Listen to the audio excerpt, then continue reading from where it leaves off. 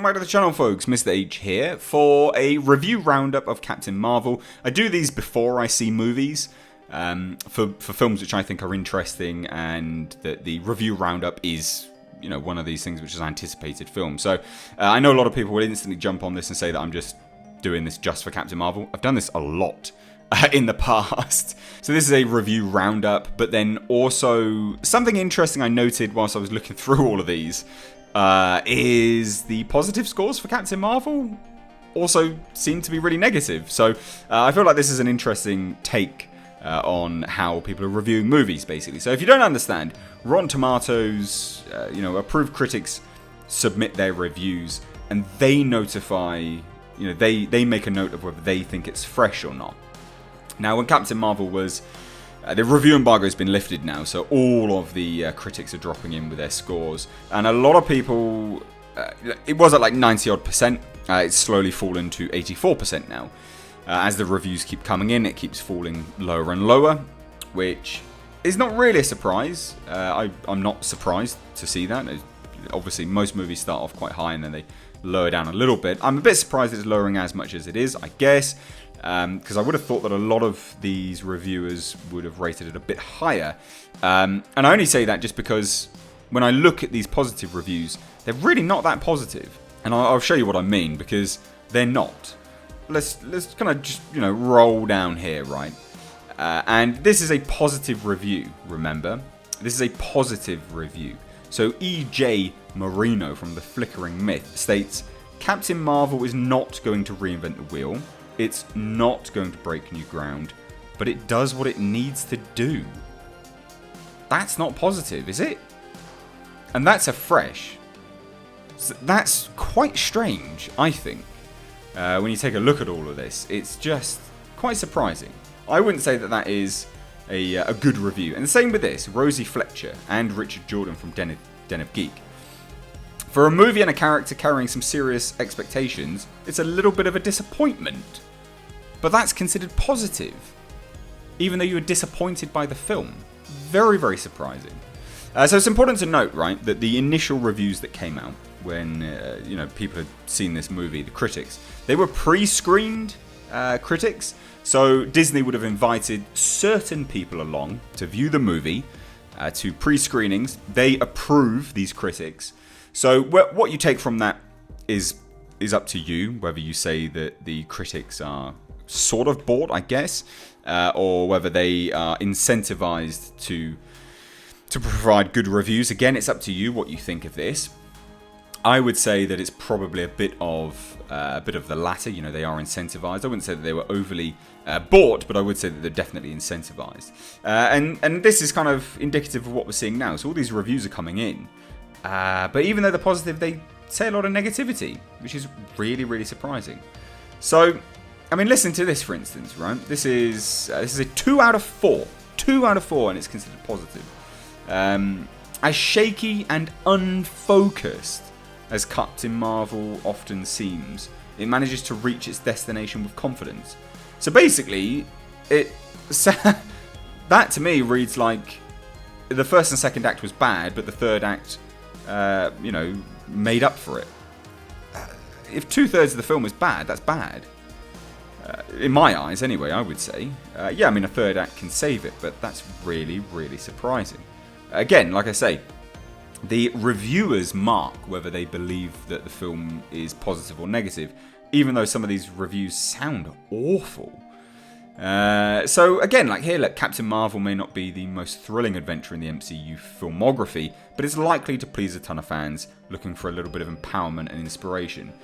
Again, it's kind of one of those things that you just look at and go, well, how are you reviewing this? Are you reviewing it because you think people just want empowerment, or are you reviewing it because it's a good film or not? You're saying that it's not even a thrilling adventure, or at least it's not one of the most thrilling adventures. Again, quite surprising. And again, this is deemed a positive review. And I don't know what he's comparing this against. So Richard Lawson, Captain Marvel feels as substantial as any of the other standalone Marvel Cinematic Universe films. Most of those standalone films are not actually rated that good. Most people say that the origin films are, not particularly great, because we're moved past that now. We don't want to see them again. That's why Doctor Strange wasn't really considered all that great. Although he does say even if it does things at a more relaxed pitch. So again, sounds kind of negative, I guess. And again, this is considered a positive review. More of a solid building block for future endeavours than a must-see solo adventure. David Sims from The Atlantic. That sounds like you're reviewing it for something to come, which is not good in terms of it as a movie. Just saying that it's more of a solid building block for future movies. I don't want to see an advert, in movie form for future movies. That's not what I pay, good money to go to the film to see. Very strange. Again, it's just all my opinion, but when these are saying this, it's quite surprising. But look, let's level the playing field. Let's look at some of the good ones. Well, again, the good ones. Among the good ones. Brie Larson is an inspiration here. It's rare to want to stand up and cheer in a superhero movie where your protagonist is literally superhuman, but she brings that out. I mean, that sounds good. It's from Joey Magidson from the Hollywood News. This movie is no Black Panther, or, if we're expanding the field of comparison, Wonder Woman. Luckily, Captain Marvel doesn't have to be better than all of the MCU previous movies to be something enjoyable. Oh, okay. I initially thought that was going to be positive. I would say that's still somewhat negative, really. Again, and this one here survives a bumpy ride of origin story tropes and sci-fi jibber-jabber to become a supernova of a superhero movie to shake up the MCU. Again, that kind of, to me, sounds like, and this reflects back into some of the other reviews that have been present recently, where the first and second act are not very good, and then it rounds itself out nicely. That's what I'm getting when I read some of these reviews. Again, I don't know, it might just be me, but that's kind of what I see. While a solid film, Captain Marvel seems more intent on setting Carol Danvers up for future appearances than making her first film truly great. But that doesn't sound positive to me. If I review the movie, if I watch the movie tonight or whenever I can see it, and I feel like I'm just watching an advert and setup, and not a complete story, I'm not going to be happy. I don't think anyone should be happy with that. So that's quite surprising.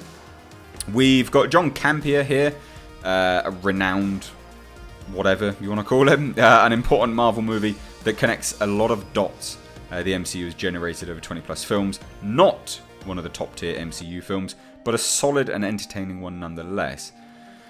As someone that's been pegged as the strongest, the most powerful character in the MCU, I'd expect it to be, a lot better than that from some of these reviews. I do find this quite surprising.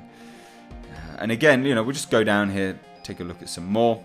And again, here we go. So this reiterates my concerns. Although Larson's heroine is still a work in progress, Captain Marvel lays a solid foundation to follow her wherever she flies next. Sounds like this is an advert for Endgame. That's not what I want when I go to pay good money to see a movie. That's not good. That's really not good in my eyes. I feel that's quite bad. I feel like a movie needs to be a movie. It needs to be a well-rounded story. I don't want it to just be like, oh, and now she's pretty crap in this film, but I'm looking forward to where she goes next. I want the film to be good as is. Yeah. And this, what is this? Praise be to Goose the Cat. I look forward to his inevitable solo film. That's your review just about the cat? And you're saying it's fresh, but that's all you said? That's not good, is it? Surely. Anyway. So, yeah, I mean, look, this... I'm just surprised, I guess. I am surprised. But let's take a look at the negative ones, right? Because, again, we want to take a look at it all. So let's take a look at the rotten reviews. A bit of a misstep at a very crucial time.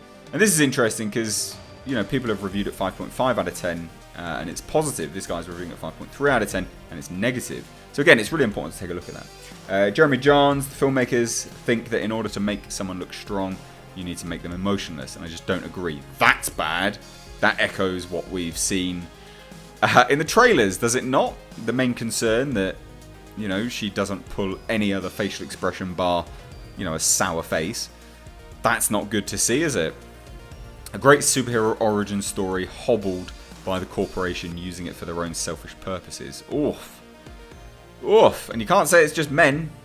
That's Kristen. That's a woman saying it's bad. So everyone's saying it's just sexist trolls. Can't say it now, can you? This outing may be more of a meh-vel than a Marvel for me. But I'm confident that a film worthy of the hero at its centre will arrive sooner rather than later. Yep, that just sounds like it's set up for Endgame again. C+, but this guy says it's negative, whereas some of the C's on the Fresh have actually been considered positive. So this guy says this is a time-shifting space story teeming with deception at every turn, and yet, when it reaches its finale, one feels, quite frankly, uninvolved by it. Hell, even bored. Jesus. So I'm confused there. I'm getting kind of mixed messages, I guess, because a lot of the reviews seem to indicate that the first and second act wasn't good, and then it rounded itself out nicely. So that's surprising. And again, just to put everyone, you know, unless these are just women haters, these women are reviewing it. The first female-led movie of the MCU deserved more. That's from Lindsay Barr of the Associated Press, a US weekly. It succeeds more as an amusing fill-in-the-blanks Marvel backstory provider than a confident standalone tale of a woman discovering her fierceness. And again, you can't just say this is dudes now. This is like misogynistic trolls. What are you going to say about the women? It's not that good. Not that good. And again, here we go. The film doesn't pay nearly enough attention to Danvers' crucial emotional metamorphosis from dual identity self-doubter to fearless warrior battling to keep Earth safe. So that's not very good. It's a woke as star Brie Larson's press push. Oh, that's not good. That's not good. The picture is not dull, exactly, just mundane. Oh my god. Marked by unimaginative plotting, cut-rate villains, a bland visual style, and a lack of elan in every department.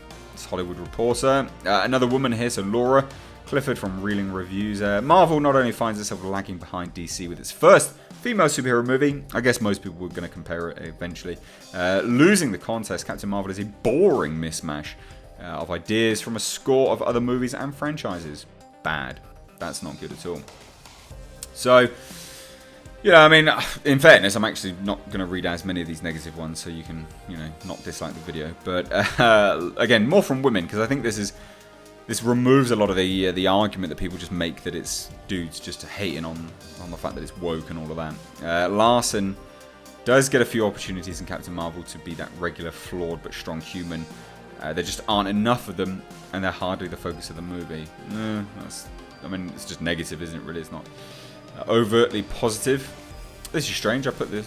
Oh, okay. So never mind. So we're going back into the positives now because there's not that many of the negatives. So look, there you go. It's not good. These are not good anyway. I don't know what to make of this. I will be surprised. Just as I guess a bit of a word to end on is that on my second channel, just Mr. H, I released a video. And it's been copyright claimed it's been blocked in all countries by Disney. And that was to do with all of the woke comments by Brie Larson. So they are definitely doing damage control. I will be intrigued to see whether, say, negative reviews from YouTubers get copyright claimed and blocked. Because this is damage control. This is what we see. So it's interesting to see, but I thought I'd bring you this news. I'm currently, for those that are interested in my other work, I'm currently working on a mini documentary on Nightbreed. So I thought I'd bring you this in the interim period as I just wrap up that documentary. It takes quite a lot of work doing those. So what do you think of this? Again, I do these review roundup videos for all major movies, so this is nothing new. I do these all the time, so don't worry. I'm not just mindlessly bashing on Captain Marvel. I just find it interesting that, you know, a lot of the positive ones still seem negative. And I guess this is the flaw of Rotten Tomatoes, basically, is that the person themselves rates whether it's good or bad, even though the score counter is equal on each side. You see what I mean? So, bit odd, but never mind. Let me know your thoughts down below in the comments section. As always, if you are new here, hit subscribe. Stay up to date on all the world of pop culture and movie news by smashing that bell notification icon. As always, guys, thank you so much for watching. I've been Mr. H. Take care.